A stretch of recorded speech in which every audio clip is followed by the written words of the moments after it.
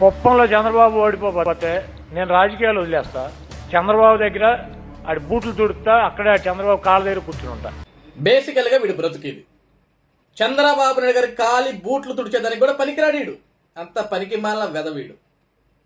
ఎప్పుడైతే జగన్మోహన్ రెడ్డి పార్టీ ఓడిపోయిందో, ఎప్పుడైతే వీడు ఓడిపోయాడో, ఎప్పుడైతే జగన్మోహన్ రెడ్డికి ముఖ్యమంత్రి పెట్టం పోయిందో, ఆ దెబ్బకి గుండెపోటు వచ్చేసింది. నా బ్రతుకు అయిపోయింది, ఇంకా ఇక లోకేష్ నన్ను వదలడు అనే భయంతో గుండెపోటు వచ్చేసింది.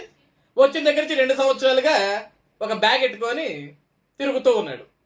ఏదో నిన్న అంబటి రాంబాబు వైఎస్ఆర్సీపీ పార్టీలో దేశ్కి నేత అరెస్ట్ అయ్యాడంట.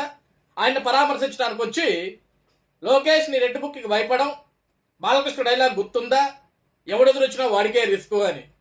ఒరే నీకు 2 ఏళ్లగా బయటకు వచ్చి మాట్లాడే దమ్ము లేదు, నువ్వు మళ్ళీ లోకేష్ గారి రెడ్ బుక్ గురించి బాలకృష్ణ డైలాగ్ గురించి నువ్వు మాట్లాడుతున్నావు.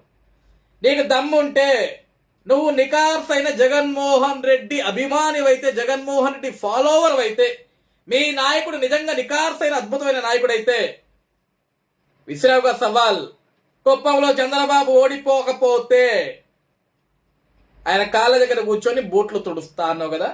అరే నీ కోసం ఆ ఉద్యోగం ఎప్పుడూ ఖాళీ. నువ్వు పనికిరావు, అయినప్పటికీ కూడా ఆ ఉద్యోగం నువ్వు కోరుకున్నావు కాబట్టి ఆ ఉద్యోగం నీ కోసం సిద్ధంగా ఉంది.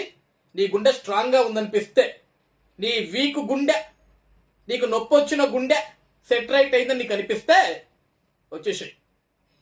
షూలు సిద్ధమే, ఆయన కాళ్ళు సిద్ధమే, ఆయన కాళ్ళ కింద నీ బ్రతుకు సిద్ధమే.